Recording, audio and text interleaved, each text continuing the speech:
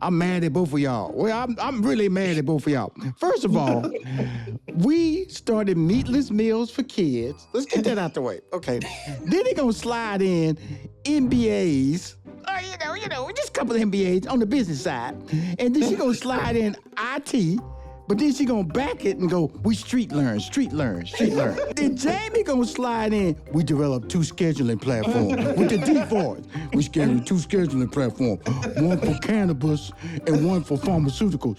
Like if your doctor isn't there, it just slide in another doctor. I went, that just happened to me this week. I went on my chart, which is Emory Hospital.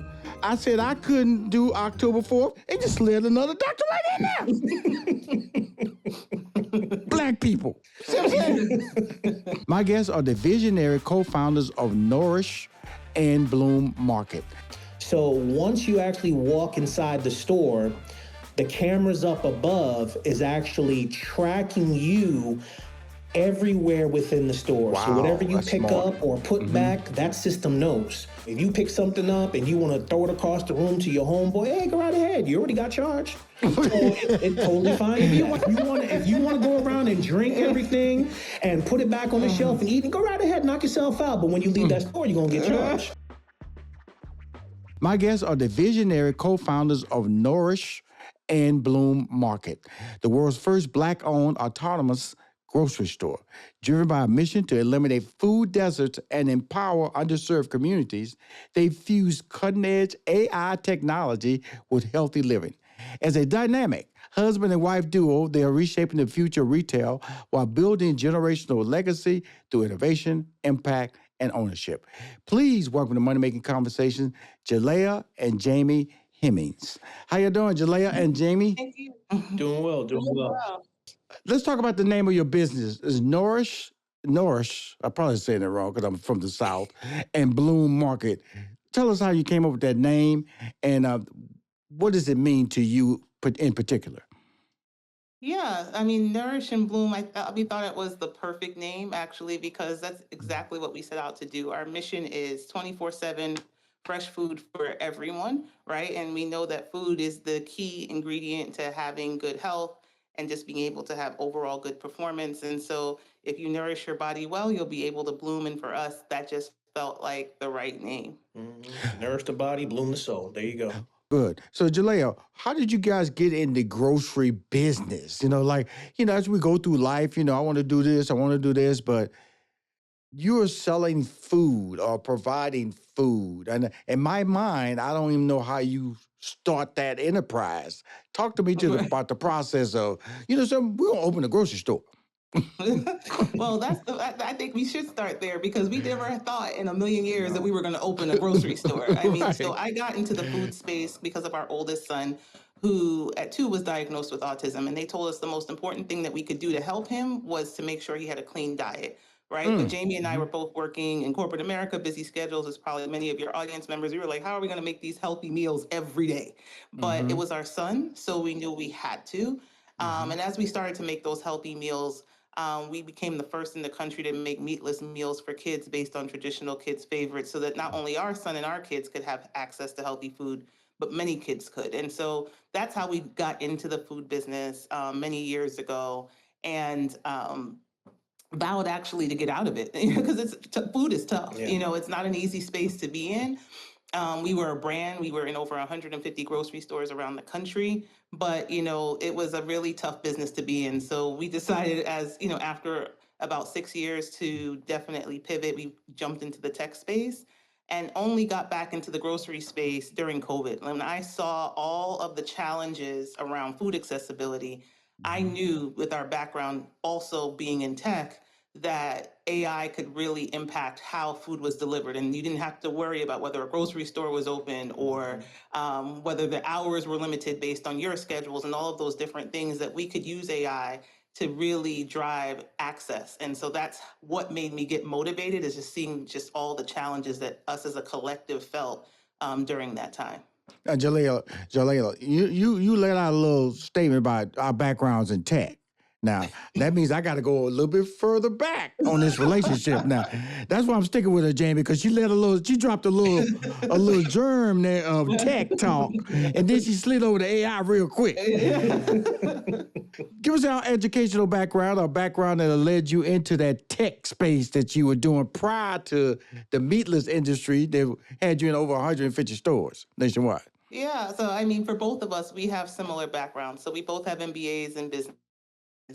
We're not formally trained in tech. Yes. We're street taught, right? So it What really does came that out of mean, us street having talk? our I got a cell phone over here. See, you are not going to let me, Jalailah, get away with this conversation. We street talk. We street talk. No. No. So what that means Hold up, Jalailah. I'm stop talking to you. Jamie. Now, what you can't do to me, brother, is bring your fast talking wife on my show, and then other than 2 words, we both got MBAs. But you know, but we learn our tech, we street talk. Hey, listen, you don't learn everything, man. Let me tell you. I mean, our formal education is in business. Yes. However, our tech education came about because we saw a need and we were like, okay, we need to figure out how to do this. And Put that MBA mind together, huh? The There MBA you mind go. together. We put the mind together and said, how hard can this be? And I always say it's probably good that you don't have a background in certain things because you think it's not so hard. How hard can it be? Right? But we were able to partner with really good developers and then really got our hands dirty and started figuring it out. I had to learn how to do Python and all those different things. I just, went online and started to teach myself as much as I could, and then also hired a really amazing team that worked alongside us to ensure that we could bring our idea to fruition. But the biggest thing is that, we developed 2 tech platforms. So, going back, so yes, we started off in the food industry, right? And then fast forward, we actually developed 2 tech platforms. So one platform, well, they're both scheduling platforms. One was in the cannabis industry and one was in the pharmaceutical industry. And so, we were, both pharmaceutical reps. Jalea she's been in the pharma game for, a long time. I dipped my toe in it. And so what we saw was that there was like this scheduling conflict between pharmaceutical reps and doctors. And so for us, we wanted to create a solution. So what we did was that we created a solution, and it was a scheduling platform to where, pharmaceutical reps can go in there, book a time, with the doctor.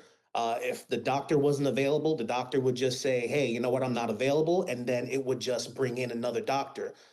So we had that platform. And then we also had another platform where it was scheduling between the dispensaries and also the vendors. And then fast forward from there, we combined that idea of food and tech, and then now here we are, Nourishing Blue Market. So I'm so done with both of y'all. I'm so done with both of y'all. I in a good way, because my wife was. Rushion, you gotta explain when you say things like, "I'm mad at both of y'all." Well, I'm really mad at both of y'all. First of all, we started meatless meals for kids. Let's get that out the way. Okay. Then they're gonna slide in MBAs. Just a couple of MBAs on the business side. And then she gonna slide in IT, but then she gonna back it and go, we street learn. Then Jamie gonna slide in, we developed 2 scheduling platforms with the defaults. We scheduled 2 scheduling platforms, one for cannabis and one for pharmaceuticals. Like if your doctor isn't there, it just slide in another doctor. I went, that just happened to me this week. I went on my chart, which is Emory Hospital. I said I couldn't do October 4th. It just slid another doctor right in there. Black people. See what I'm saying?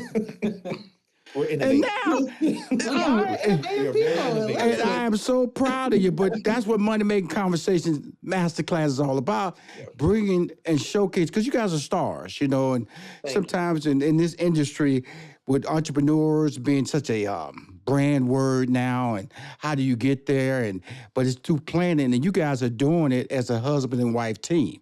And I felt that when I was doing my background, research on you guys, I really want to tell as much of the overall story of you two outside of the autonomous grocery store? Because that's the end game of this conversation, that you guys are not only giving back to the community, because technically you don't have to. Okay, life has been good to you. God has blessed you guys. But in the process of doing it, you want to change your community.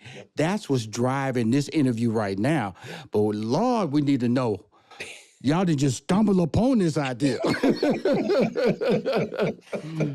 what I'm trying to let the world know. They didn't I just think there's something to that. Sometimes when you're going through things in life, you don't even realize how those experiences are going to shape what you're going to end up doing or how you're going to end up making impact. Jay Layla, Right? you're not going to do that. You're not going to do me like that. You said stumble like 4 times on this interview. I want to be around you when you fall, because you're going to fall on money. I know that for a fact. Please don't go anywhere. We'll be right back with more Money Making Conversations Masterclass. Welcome back to Money Making Conversations Masterclass with me, Rushion McDonald. When I was going through the questions, it was an interesting thing here, Jamie. It was said there's more than tech. It's our story. We are a married couple raising 3 kids, caring for an aging parent, and building legacy in real time. Talk to me about that. Yeah, so it's a reality, right? Where raising 3 Black children. Our oldest has a disability. Our youngest son, he has dyslexia, and so for us going through this journey and building this amazing business, it's like, yes, we're a married couple, we're in business, but then we're also parents. So it's like, once we deal with all the nonsense that we have to deal with in the business, when we come home, we have to be parents. We have to be there when our daughter, because our youngest child, our daughter, when she got some things going on, we got to be there for her. Right. And for our boys, we also have to make sure that we're there for them. So that family dynamic, for us, it's very important. And we're a tight-knit group, Right. And so that balance sometimes can be very difficult, because a lot of times, we're away. We're at the store, we're at other places, we're doing different things, we're in meetings. And so for us, it's like we're trying to find this balance of being a married couple, being parents. I mean, and also, taking care of my mom who has the beginning stages of dementia. But I mean, I think that the balance comes in because we make sure that they're involved. So our kids are involved in the business. They're working the day-to-day operations. Like, they don't have a choice. I was like, we're building this thing and you're building it too. So it's for them, it's for them. And what they have to realize is that, listen, mom and dad is working really hard, and they see that. Like, they really see it. And for us, that's important for them to see that. Yeah, she wasn't gonna let you talk too long there, Jamie.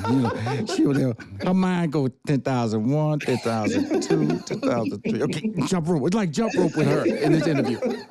She gotta get in. She gonna get in. All right, here we go. Get out the way. So how do you get into this? Because it's a $1.3 trillion business. It's a slow moving business. And I have to believe it's one of those businesses where everybody can't get into the party. How did you get in? So are we talking about how do we get into the autonomous grocery game? Is that before you had to get in the grocery game first before you become automatic? You know what I'm saying? Before you get technology, or did you just start it simultaneously? Oh, this was all in, baby. This was all in, baby. This was from day one, baby. See, so what happened to that? I stumble in. What happened to that? I learned tech on the fly. Now, man, it's a whole in. We went AI and the groceries simultaneously. So when we had this idea, this was back in 2020 during the pandemic. Right. Right. And She's too much. I'm gonna stop looking at it. If I could cut this screen off, I'll stop looking at her because she's just smiling. Because she's about to jump rope right into this conversation.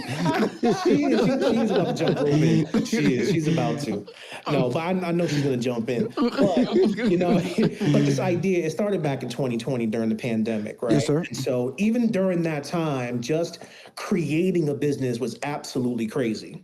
But for us, we saw something. We saw an opportunity. Right. And so, yes, we have, experience in food. We have experience in tech.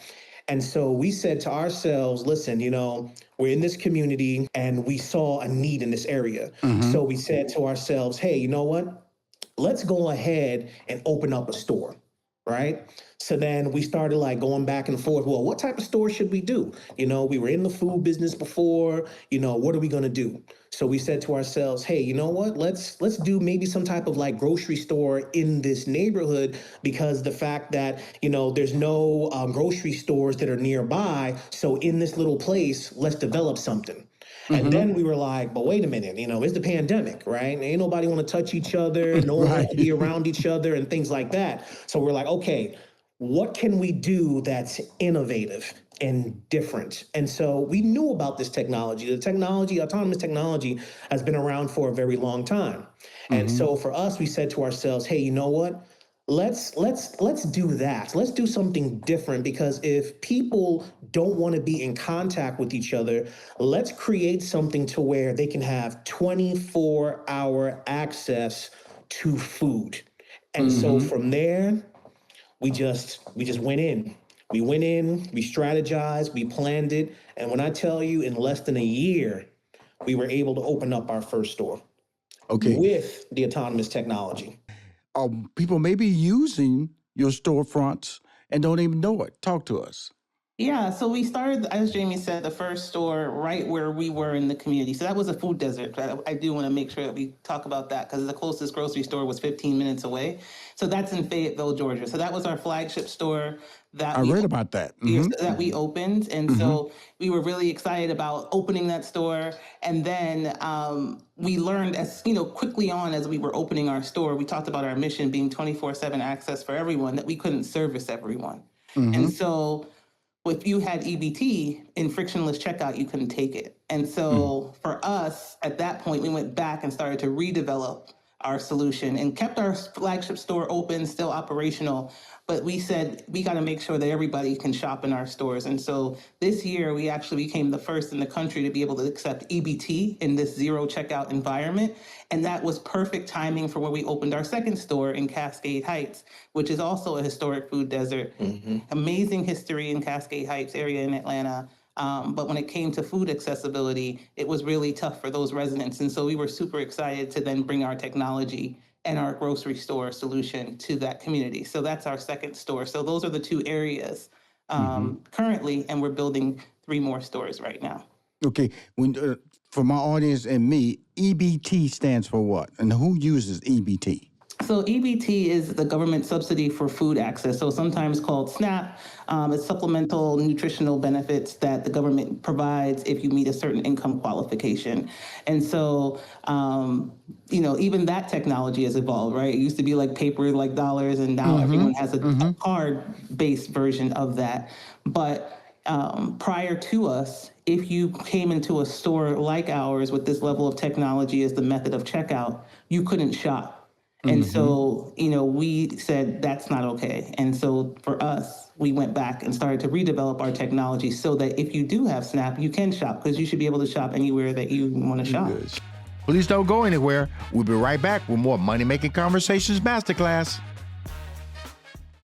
Welcome back to Money Making Conversations Masterclass with me, Rushion McDonald.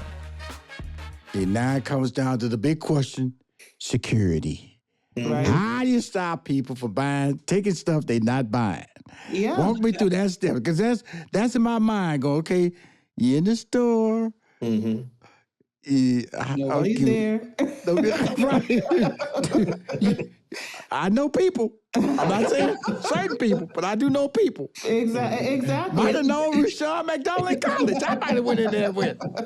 Ain't nobody in here. Exactly. So when you come into the store, there's a turnstile. And the turnstile is when you scan your app or you tap your card. At that point, an authorization is taken. So the door doesn't even open unless you have funding. Okay, right? you in now. I got all that. I Okay, was with you on that. So then there's 50 plus cameras on the ceiling, right?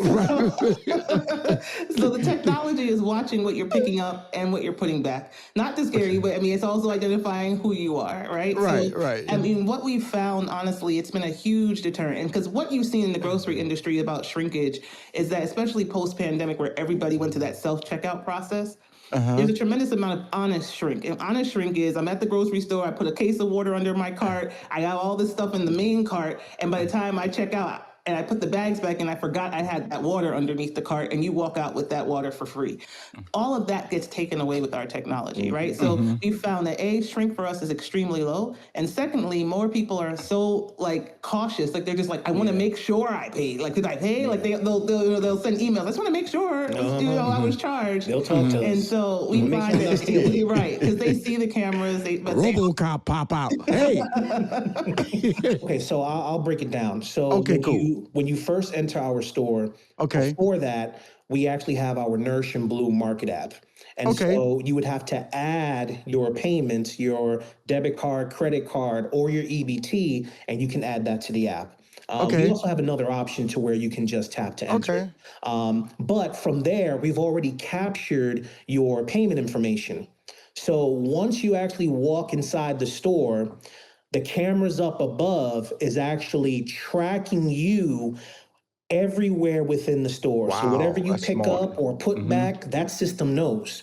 So, if you pick something up and you want to throw it across the room to your homeboy, hey, go right ahead. You already got charged. So it's totally fine. If you want to eat half of it in the store. If you want to go around and drink everything and put it back on the shelf and eat it, go right ahead, knock yourself out. But when you leave that store, you're going to get charged. Right. It's a very intelligent system. And so it's a combination of weighted sensors on the shelves. And that's how we can tell. So like if you pick something up and drink it and put it back, it can tell that weight difference. And then also we have our cameras up above that's also tracking what you're picking up and who is actually within the store itself. So it's a very smart system. So once you're inside, there is no stealing. Once you're inside and you walk out with an item, you take an item, you paid for it. You're paying for it. Okay, I'm talking to Jalea and Jamie Hemmings, the founders, visionary. They are visionary. I'm just telling you. I've had some people on the show, but these two are visionaries. Co-founders of Nourish and Bloom Market, started out in Fayetteville. And Cascade, you have 2 locations when we talk about grocery stores. Now, when I went through my questions that were sent to me, they said, y'all have some high visibility locations like at Mercedes-Benz Stadium? Is that correct? We do. Yeah. Okay, but you didn't mention that, Jaleel. I know, so our technology has evolved. That's the next I'm so part. tired of her. Again, Miss Stumbler. She gonna stumble up on some more information, Jamie. I'm going like, I was like resistant, Jamie. Maybe I should bring this because she said that's it. No, technology continues to evolve. So what we realized was that everyone might not be at the space to have a full store, right? And so we realized that we could still service through utilizing the same technology that Jamie described, but condensing it down to a single door. So think about a fridge door in a grocery store, embedded with our technology that you can tap a card or you can scan our app and door opens, you can grab whatever you want and be able to walk out. So we've been able to support Mercedes-Benz Stadium employees so that when maybe there's not an event or game, that they still have access to good food because our fridges are supporting them there. And we've actually helped American Heart Association with that as well. And so just how do we get into food deserts as fast as we can? We can implement those really quickly and deploy those super fast so that we can ensure that, the food desert issues goes away as quickly as possible. EBTs, we talked about that, they're under threat. We talked about that when the Trump administration, or the administration in general. How would that impact what you're trying to accomplish with your committed technology efforts in these communities that lack banks, that lack food, food is reasonably priced, not that corner drugstore got old stuff or stuff that's priced out of line or don't have the stuff that they would get if you walked out of the community and you see that available on other people's shelves. How's that dealing with you and what impact can that have on your business? I mean, it has significant impact. I think, when you see the cuts that he's looking to do over the next 10 years for SNAP, right? I think, so for us, it's, so that could be, a meal or 2 or 3 that's missed when you think about it and quantify it for a family. And so that's why, in addition to just providing food, we're really passionate about workforce innovation and how are we helping our communities to be a part of this new tech revolution, right? Because we have to start coming up with additional income power because for them, they're trying to pull as many resources as they can from us, and we have to replace that. And AI can help us do that. And so that's why we've been doing a lot around workforce. But an interesting thing about Snap is that when you think about these big box stores, about 30% of their revenue. So think about a Walmart, right? Because people are like Snap and they turn their face down. But 30% of Walmart's revenue comes from EBT, right? So this is a pretty significant, that's a multi-trillion-dollar company at this point, right? Like think about that and the impact that it's going to have. So I'm hoping that these big box stores along with us will, shout that this is really going to not only impact these communities, but it's going to impact the businesses that serve these communities as well. But that's why we're just pushing for local first, and so we can keep our costs down as much as possible so that they can afford more, working with farms locally as well, and just helping them to gain this necessary skills that they need to be able to participate so that we can help them to earn some additional dollars for their families. I'm gonna tell you something, Jalila and Jamie Hemmings. It's a blessing, man. Thank you. Sometimes my platform, I wish was bigger because more people need to hear your story. More people in my community need to be proud of what you're doing, but they don't know what you're doing. And so every once in a while I get an interview on my show that just frustrates me because what can I do more? What can I get the word out? Because y'all so brilliant. I'm lucky to interview you. I'm lucky to have y'all in my life today. And I believe 40 years from now, you guys are going to be a legacy for somebody to look back and go, them Hemmings, that's what they did. The Hemmings family can be our Rockefeller family, can be, our Kennedy type family. And I believe that but what I will tell y'all on this show, stop underselling yourselves. Y'all are too brilliant, amazing. I'm not saying y'all are, but I'm just talking about Rushion McDonald. Y'all are two brilliant, amazing individuals who understand the ability to pivot. You understand the ability to overcome the odds, and you give back. And along the way, many people benefit from that. And I want to tell you that for myself. I've been around long enough, and I've made a lot of people famous in this life and made a lot of people a lot of money in this life. You two people are very, very special. That's all I got to say. That's all I got to say. We appreciate that. Thank you. That. It does mean a lot. Yeah, it's a lot of hard work. And sometimes we feel like we're doing this alone. I don't know. So that's why we have each other. Yeah, and and platforms like you all that really help to share like what we're doing, because we want. This doesn't want it to just be an Atlanta thing, and we've actually started to go outside of Atlanta. We want to really help food deserts all over the country. Well, I'm gonna do my best to make some connections and see if I can get other interviews, other platforms for you, the TV mediums. So if you get some calls, hey, we heard Rushion McDonald told us about you. Know that I'm out there. I'm a bullhorn for the Hemmings. Okay, I appreciate that. But this is great. This has been a fun interview, but an informative interview and a journey down memory lane. Some of y'all ain't got good memory. Okay, stumble into money. Let me just reiterate. As we close the show, let me let y'all know about the Hemmings. Meatless meals for kids. They stumbled on some tech here, and while they were stumbling, because they got 2 MBAs, they created a scheduling platform for cannabis and a scheduling platform for pharmaceuticals. And if you need a doctor, just undo that doctor, another doctor slide in the slot. They started an autonomous grocery store in Fayetteville, now one in Cascade. They got the little stores of Mercedes-Benz and Trillo Studios, but they don't say that really loud because that makes them sound too good.